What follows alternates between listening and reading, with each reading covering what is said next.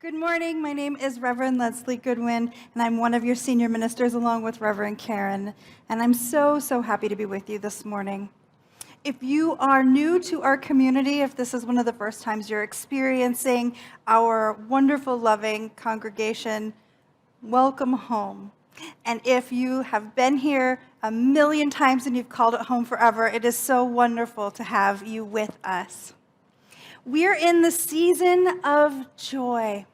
And let's look back at what we've done so far this year. We started out with a loving reconnection with the basics of our teaching. And then we rolled right into pillars of peace over the Easter season and through that springtime, connecting with the peace at the center of our own being. We stepped into being the beloved in that sweet little spot between Mother's Day and Father's Day, remembering how to be kind and how to be kindness. And now we're in the season of joy. And it looks nothing like what we thought the season of joy was going to look like, which is probably the theme of 2020. It looks nothing like what we thought it was going to be. And yet, there is joy. There is so much joy. And it's inviting us to look at joy a little bit differently this year. As I have spoken from this platform and as Reverend Karen Russo has reminded us, there is a difference between happiness and joy. Happiness is a feeling, it's fleeting, it's a state, an emotion. I'm happy when someone gives me chocolate. That's true.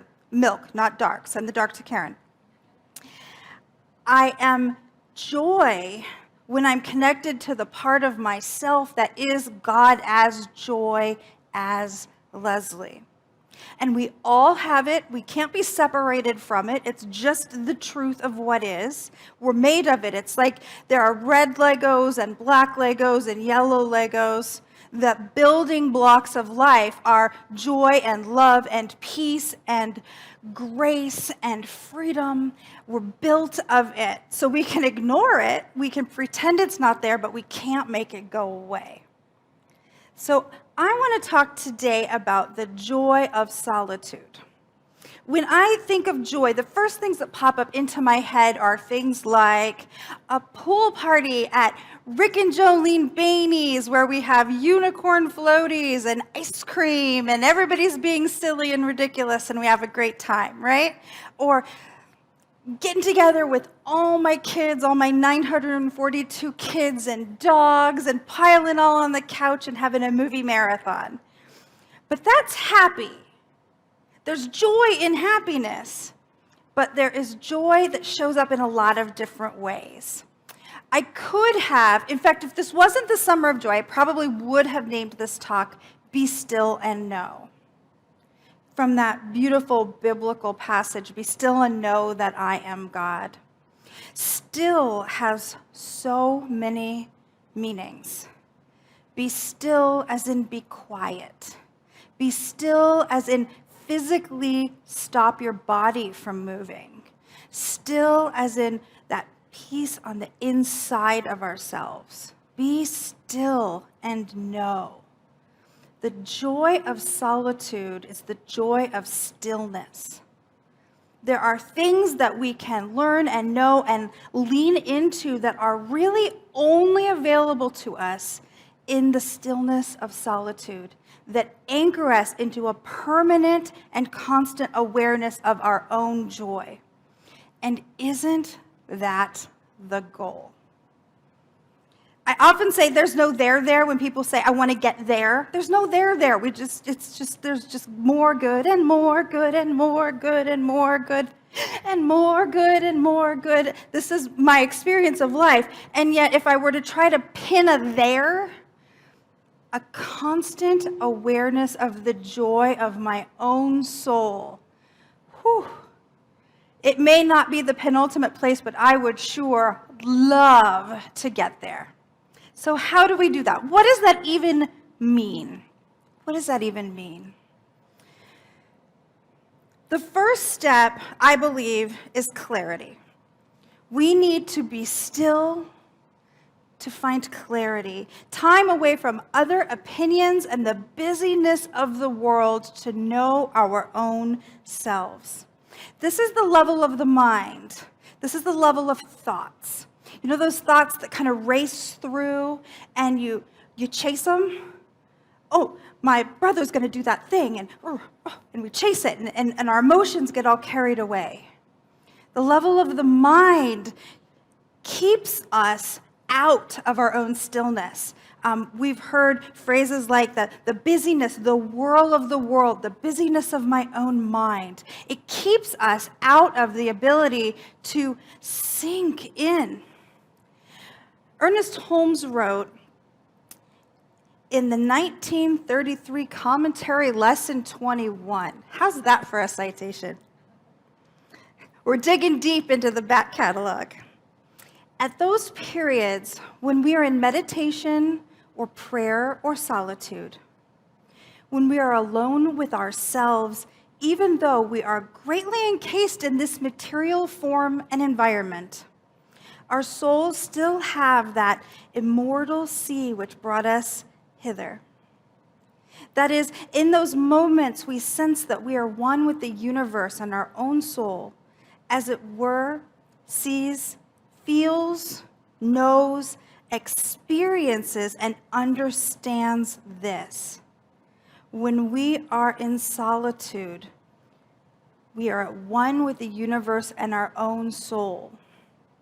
And to find this place of clarity, solitude allows us to take a step back out of that environment of constant opinions and ideas and news and television and what my mother thinks and how my sister did a thing and what the priest said when I was 7. It allows me to step out of all of that, even out of what my Science of Mind ministers have said, even out of what Ernest Holmes has said, to connect with what do I really think? What makes sense to me? Who am I in here under all of those layers of everything else? Can I be still long enough to let it all fall away and find out who's under there? Who's in there? Who is that person that is God expressing uniquely? No one else can tell me because the word unique means it's not them.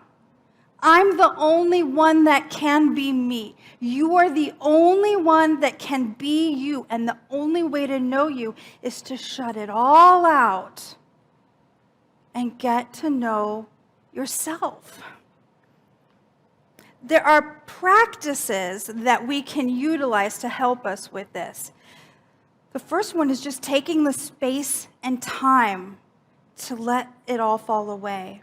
And in that time, we can do some journaling and some contemplation, some asking of ourselves the hard questions. Do I believe in reincarnation?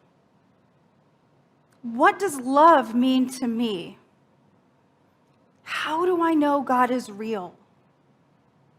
The big questions, not anybody else's ideas of them, just me alone. What rings true to my soul? That is clarity. Until we have that, we're just punching in the dark. And I don't know about you, but I got really tired of shadow boxing. I got really tired of shadow boxing and guessing and echoing. One of the gifts of this pandemic, and they are many, it's an interesting thing how many gifts have come, is the time to pull back away from all of that. It's still there. Just turn on CNN or Fox News. It's all still there. But there's something about the quietude of the world right now that encourages me, that encourages us to find some silence and some clarity. So when we've settled the level of the mind to a certain extent, then we have room to develop depth. It's the time to sink into spiritual practices and hone our beliefs. This is the level of the heart. There's knowing and there's knowing. And if you don't understand what I'm saying when I do that, you have not found it yet. Which means congratulations. There is a world right in that very center of your own being that will rock you to your core in every joyous way. When we can drop out of the intellectual space of knowing, like, I know, I'm right, I know, I can give you the quotation, I can tell you who said it, I know it, I can logically explain it, and drop into that place where we don't have to explain it all because we feel it. It just is. There is a peace and a joy that lives there that is virtually impossible to describe, but we've all had glimpses of it, and it is delicious.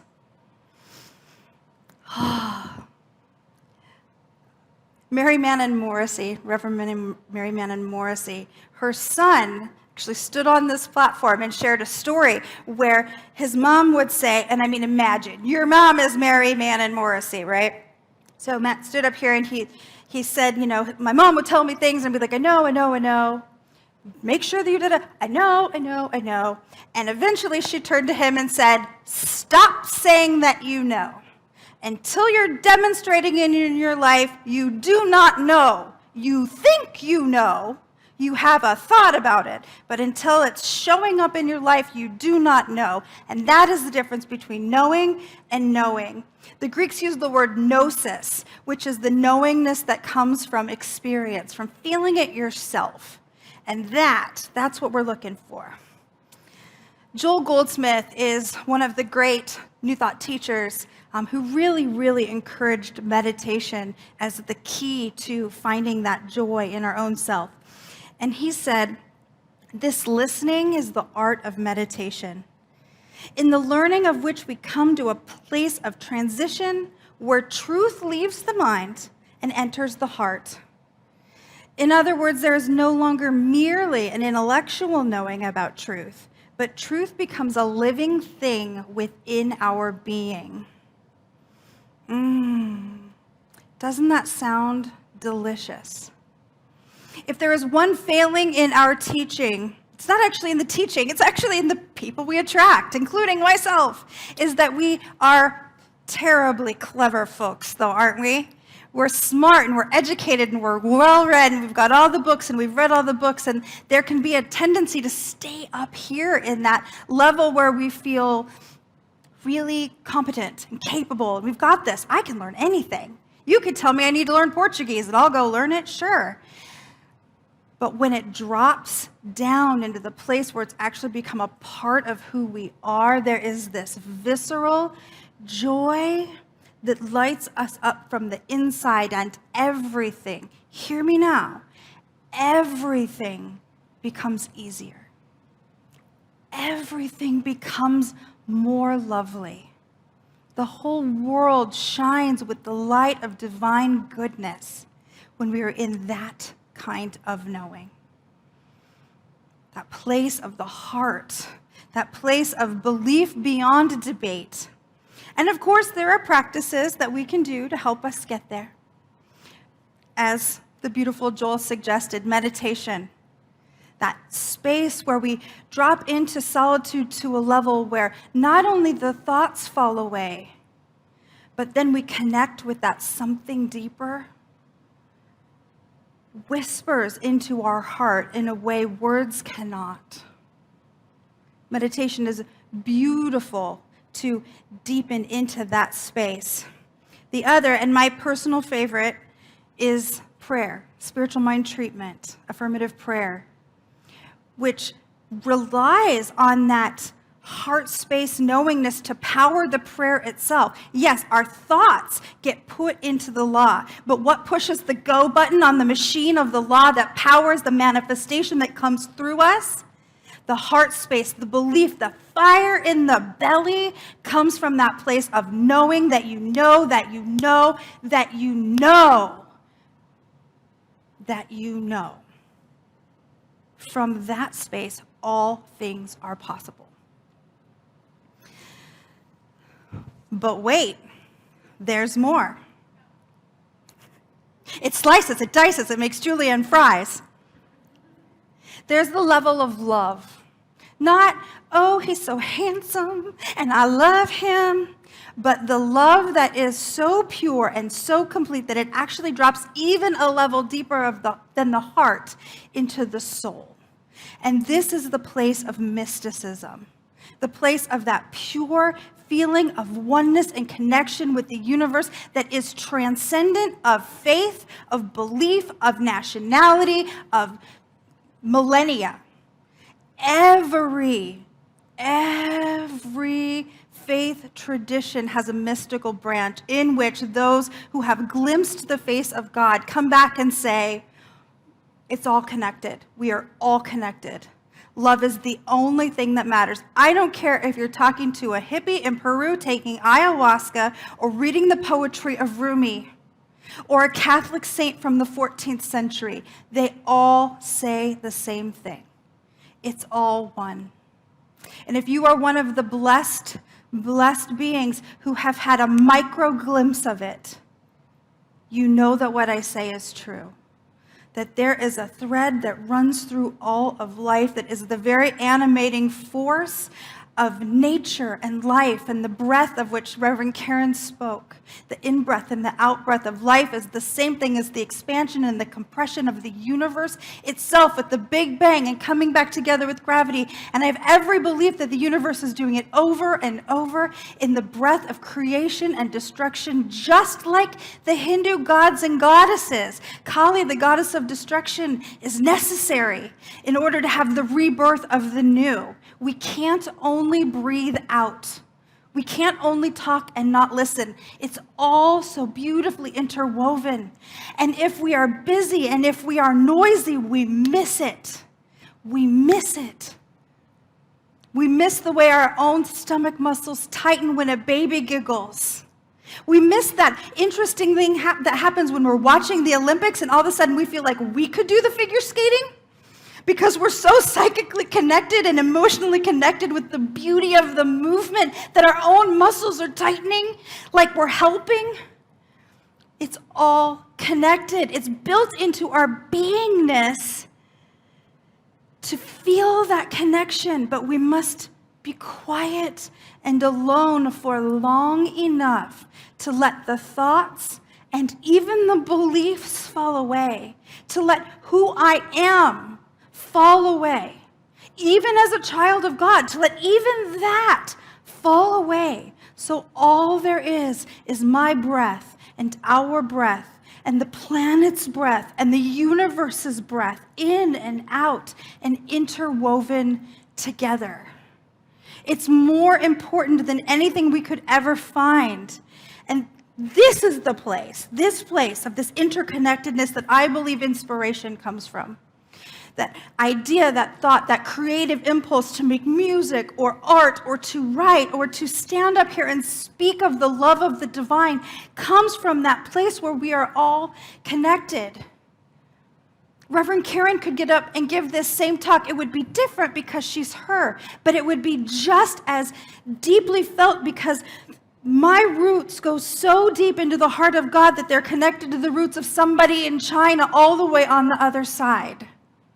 It cannot be any different. It's the way the universe is made. Ernest Holmes wrote, "There is something within us that can lead us and direct us, if we but let it. It is higher than the thought of any man. It has nothing to do with creed, profession, confession, or the restriction of theological dogmas. It is in the integrity of our own mind, in the silence of our own solitude, in the immediate presence of that divine being inhabiting us and the universe. It is a divine presence within us, which every great thinker has sensed, which all the poets have sung about, and all the great spiritual teachers have proclaimed." The practice that we do to call this state, we can't force it, we can't create it. All we can do is cultivate an energy that invites it in. It is the practice of praying ceaselessly, continuing over and over through our days and through our nights to recenter in the knowingness. Recenter, recenter. When a thought comes through or a belief wanders by or something sets us off or somebody cuts us off in traffic or your mother says something or your dad doesn't say something else, to take a breath and recenter. And as often as possible, find that silence, find that solitude that brings the presence of joy. Not happiness, joy. That place where it's all okay. And in that, if we spend enough time in there, issuing the invitation to the energy of the universe, glimpses come that let us know that we're on to something. And in that space, it's all good. When we say all is well, life is unfolding beautifully, all is whole, perfect, and complete, that's the space where we get to really know that. Because how could it be any other way in a world so intricately built to be interdependent on every subatomic particle in every single being? So this is my invitation. As we allow ourselves to sink into this place of solitude, as we allow ourselves to be alone and let go of the idea that something's wrong with the way we're all kind of doing our own thing right now and keeping ourselves safe, to use this time of solitude to find the stillness and drop in. And when that inspiration comes, and it will come, I promise, it'll look different for all of us, but it will come. When that inspiration comes, send me an email. Shoot me a picture or a poem or a little paragraph telling me about the joy you find in your garden or the beautiful painting you've created or the doodling that you make and just throw away because it's not about creating something, it's about being creative. Send them to me at reverendleslie@newvisionaz.org, and we'll share them in the newsletter, because nothing is more joyous than sharing joy.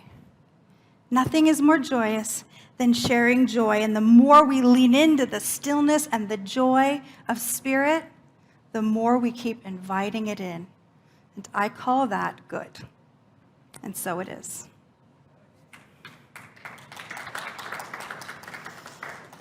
And so I invite practitioners and ministers of religious science, wherever you are, to take a stand with me for this prayer as we anchor into the goodness.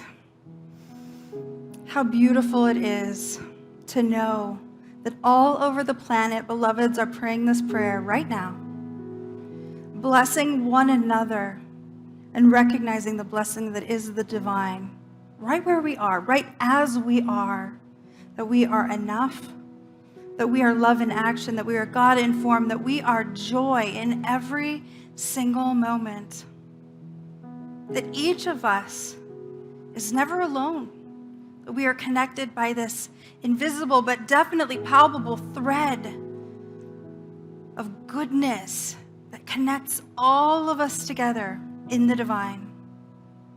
I know that each of us are blessed with wholeness and abundance, with grace and good of all kinds.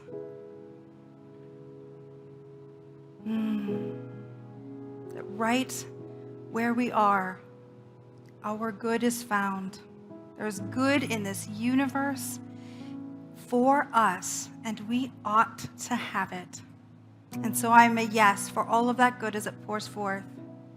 And I call it beautifully, powerfully good, as we say together, and so it is.